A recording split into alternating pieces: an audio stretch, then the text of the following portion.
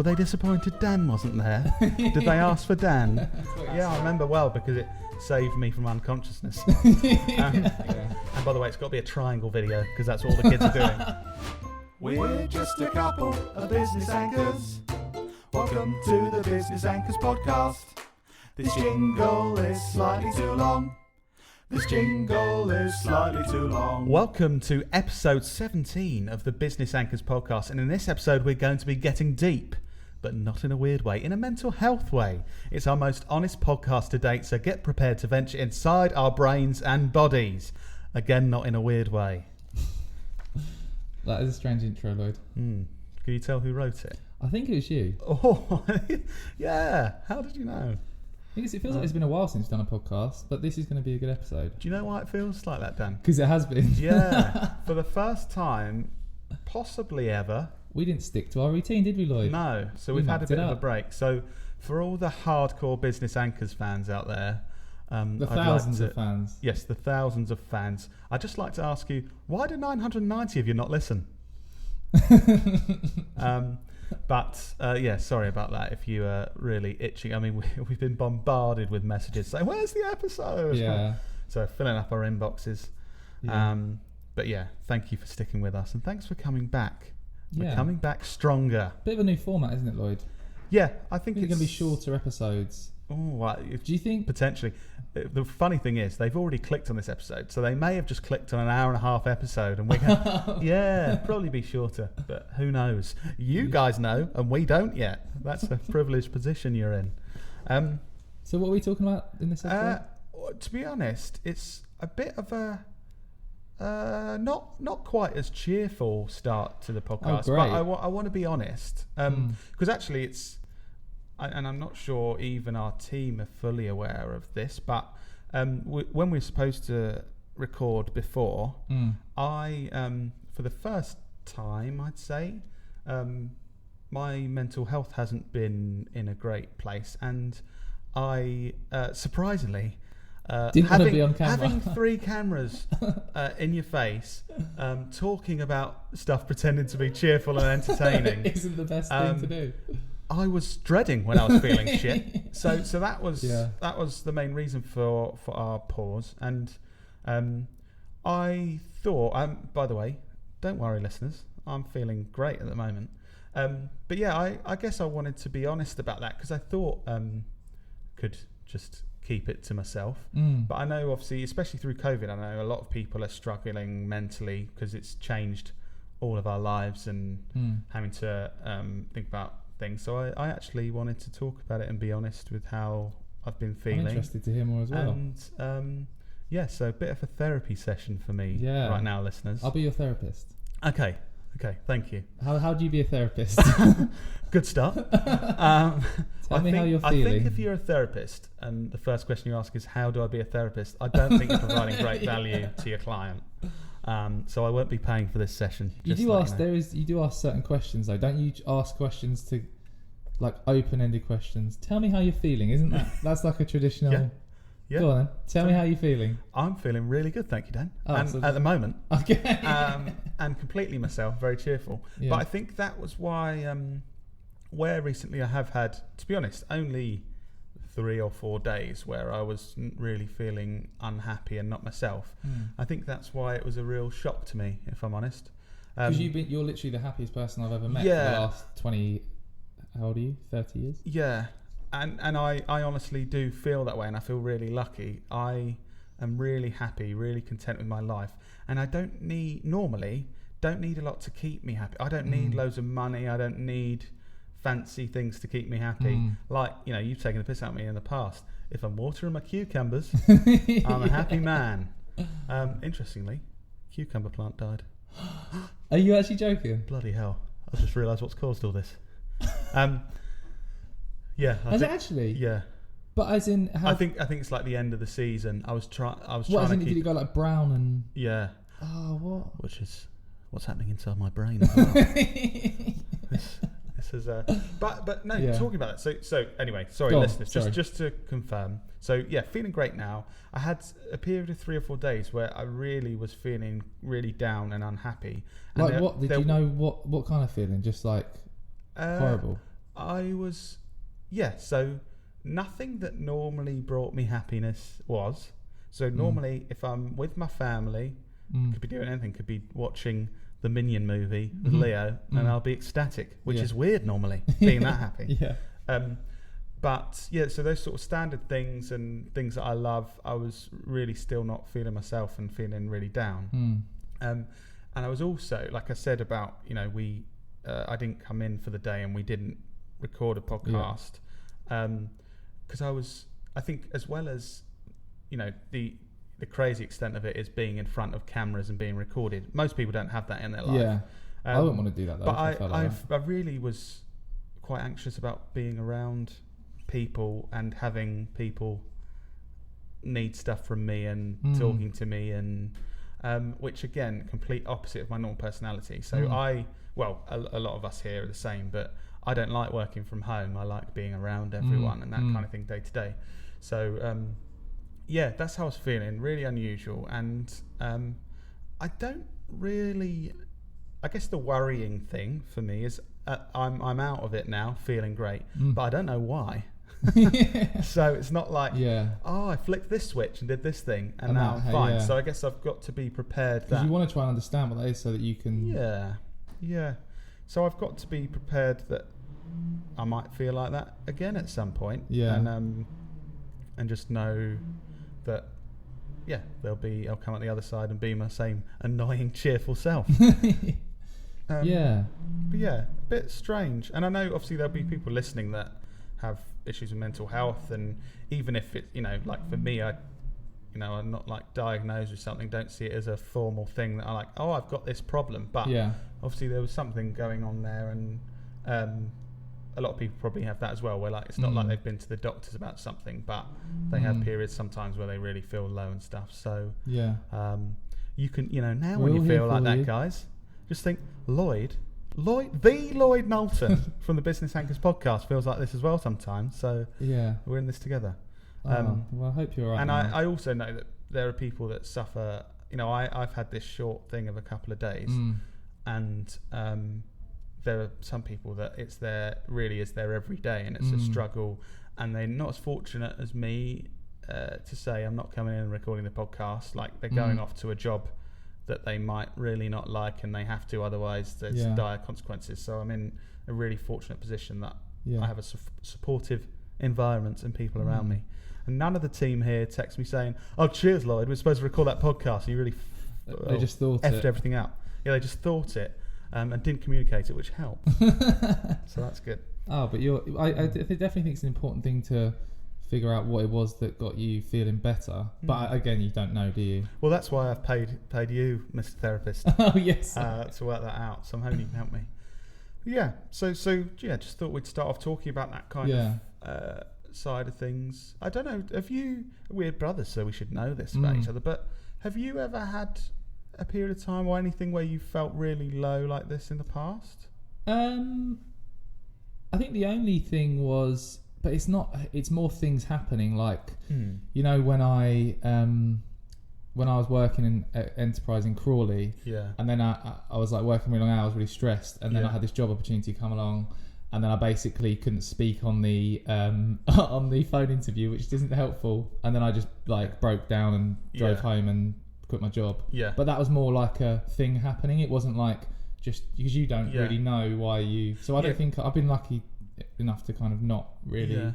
Because that's the thing. I know obviously mental health is more talked about now, so it's more of a thing that people realise is something. But in reality, in normal life, like you're allowed to be unhappy and sad and not liking the situation. That is part of life at times, isn't it? And but I don't think it's something like proper mental health in terms of not knowing why I was feeling shit. It was like something happened and that was the trigger. It's like, at least I know why that I felt rubbish, because I couldn't be on a phone interview and thought that was going to be my saviour out of this job I hated. Yeah. It is interesting, like with work, like and as business owners for us, mental health, it's if I had an I suppose if you're employed, it really depends on your employer. So if I had to call my boss and say, I'm really not feeling myself and feeling really sad, I think if I had a good boss, they'd be like, well, supportive. You clearly need to take some rest, just do anything you can to make you feel yourself again.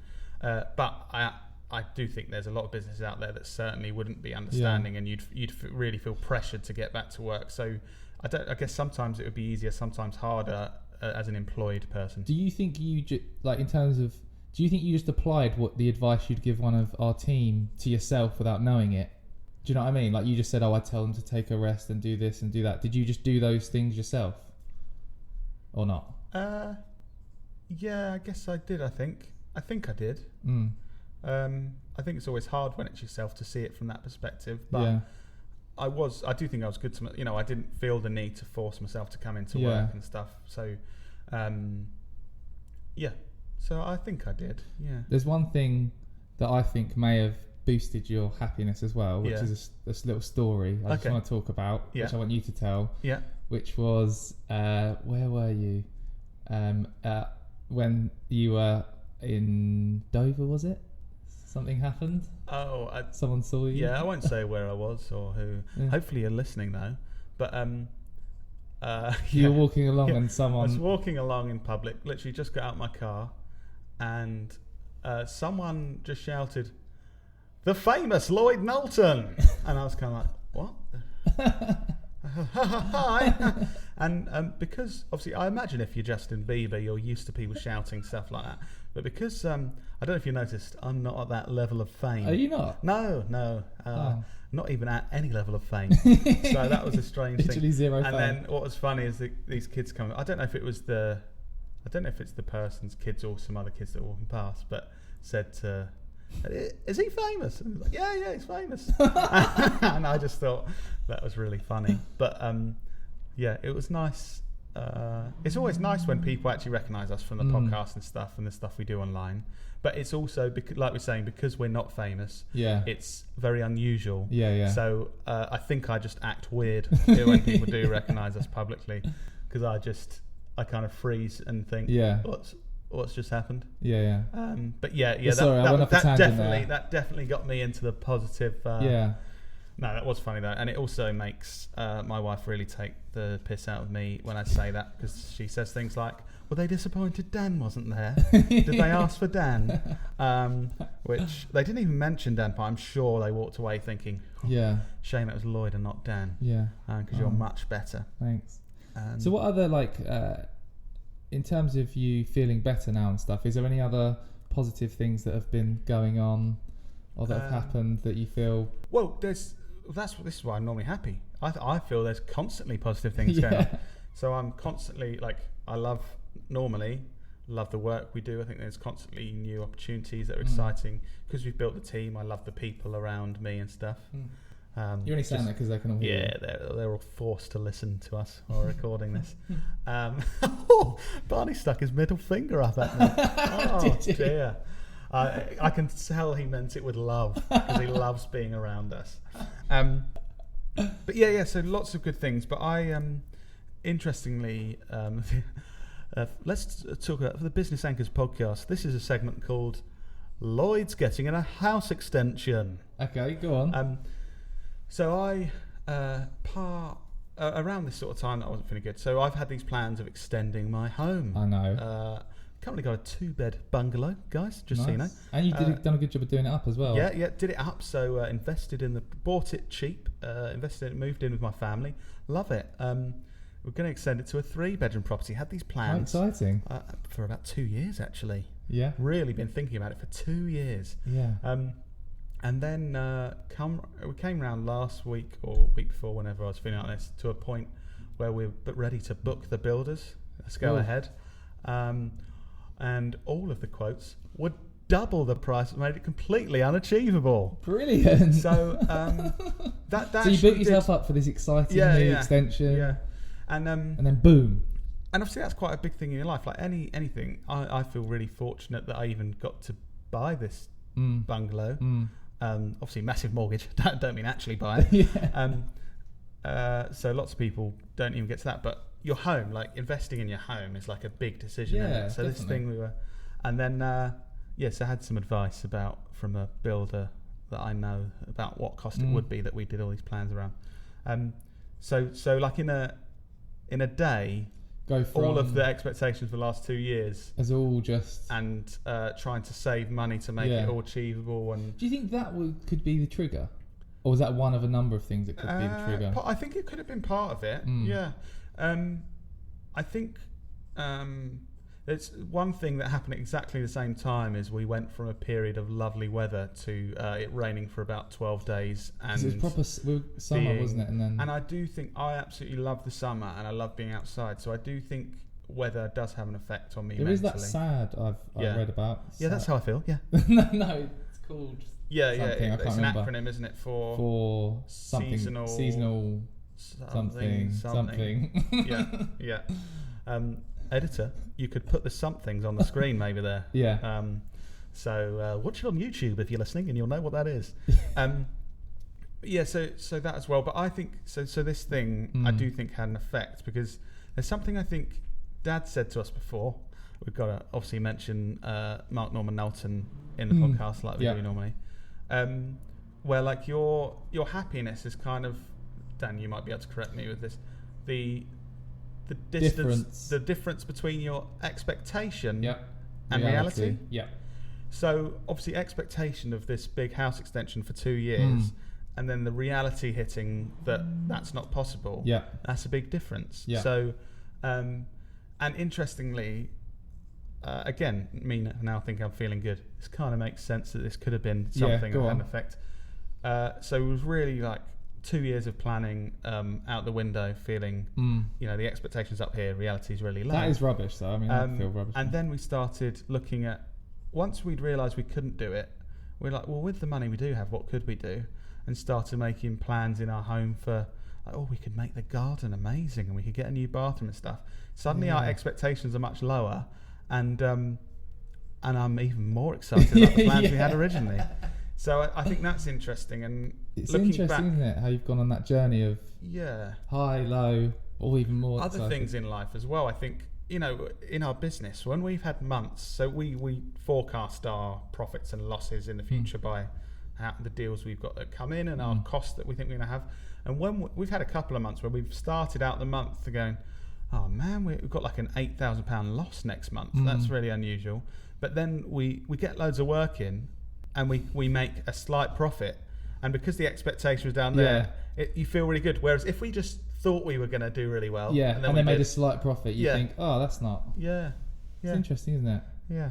I feel like I've been talking for 95% of this. No, segment, this Dan, is good so though. I think this is nice to. I want this podcast to evolve into something where we both share our honest opinions and feelings of what's happening in personal life and in the business. So I think this is, and if anyone's interested in listening, then good. If not, this is just a good therapy session for us, isn't it? Yeah.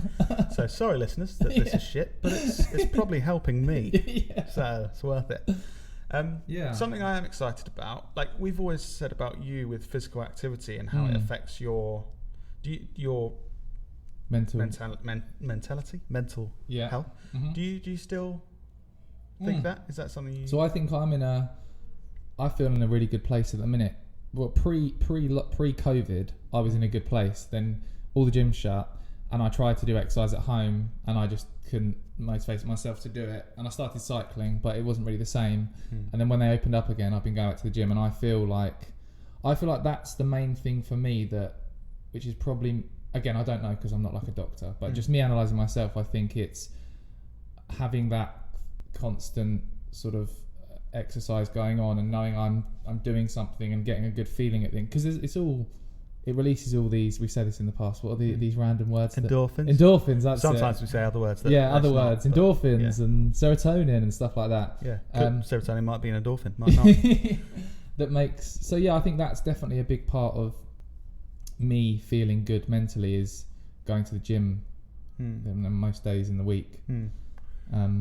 So I'm excited because we've said me and Dan used to play squash loads, which is a really weird sport. Probably makes us sound like we're upper class as well, because not many people play squash. It's actually a shitty little local club. Oh, actually, I mean, if you're listening, people that run the club, I don't think it's shitty. I'm just trying to. It's not like there aren't people riding horses and playing polo around it. It's just like your standard sports club. Yeah. It is full of some more older upper class people though, but then our group of mates are just the kind of the other members probably hate us. Bringing the standards down. But so we've said we're going to get back into I've re-signed up. I need to fill out the form, and we're going to play squash again. Because we used to love it when we played regularly. Remember that time when you Lloyd did a bit of exercise in the squash club and he was almost fainted, so he had to sit at the back of the ssquash court and eat a Mars bar. Oh, you always say Mars bar. It was a Twix. Oh, was it a Twix? Yeah, Sorry. I remember well because it saved me from unconsciousness. Because that was the first time we played. So obviously squash is very intense. So going from 0 to squash is probably not a great idea. But I'm hoping I'm not going from 0 now because I am more active. The weird thing about squash I find is it's the only thing where I literally put so much effort in until I feel like I'm going to faint because you want to win the point.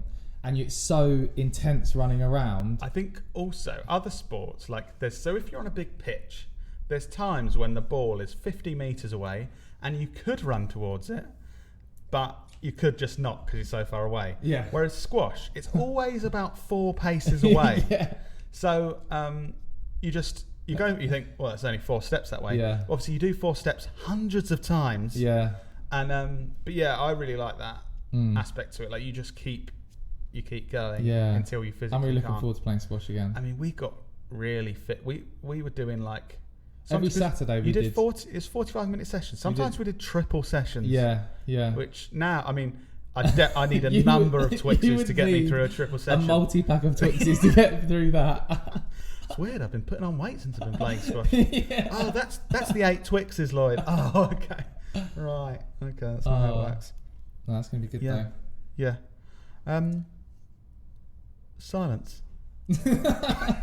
Oh no, something else. I remember you spoke to me about this week about your brain not being able to not think of stuff. Like, if you're listening to this, can you just not think of anything? Like, I don't know. If I said you don't think of anything, can you not think of anything? Only when I meditate. Okay. So I forcefully don't think about anything. Yeah. But yeah, so quite often, my wife will be like looking off into space, and I say to her, "Oh, what are you thinking?" She says, "Nothing." And so for the first couple of years, I didn't believe her because I didn't realise people could do that. So I was like, "What are you thinking? Why don't you want to tell me?" She's like, "I'm not thinking anything. Why don't you want to tell me?" And then I've spoken to more people, and I realise not everyone's brain's like mine. So some people don't think about stuff because for example, so if I was sat here and we stopped recording, my brain would look at the top of that mic and the metal that's around that and try and decipher the process of the machine that would do that. And then I think about that for a bit. And then I look over to Barney and I think, I wonder where he gets his haircut. And then I think about where... change barbers. I think about where he lives and then think, yeah, it makes sense if he gets his haircut there. And then my mind would go off somewhere else and think... I just looked at a screen over there and I'd be thinking about Microsoft Word and I wonder what the competitors of Microsoft Word were and how... Isn't that... I mean, I think I can not think of stuff, but that sounds really annoying.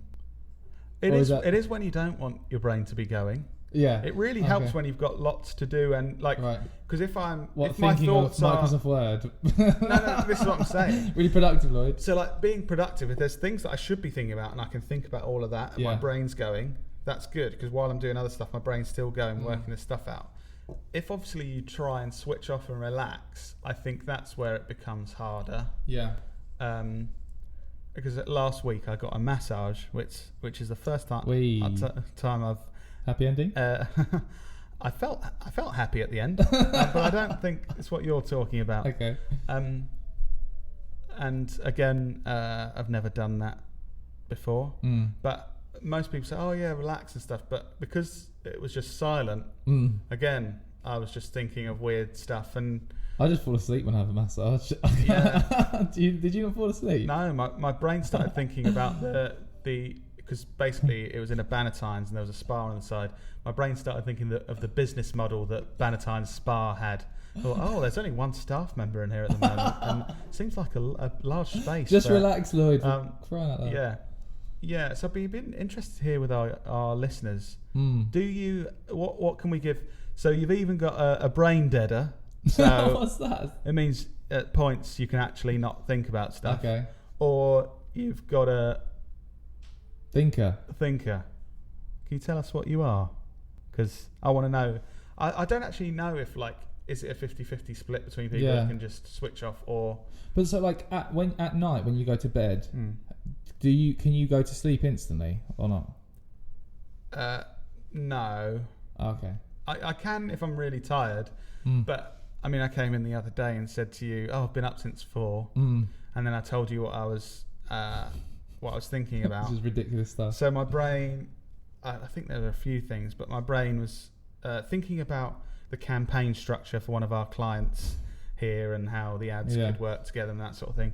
Then I started thinking about how we live in a 3-dimensional world, but if there's a 4th dimension, there could be aliens that are in that 4th dimension, but we can't sense it. But maybe some animals can sense that 4th dimension.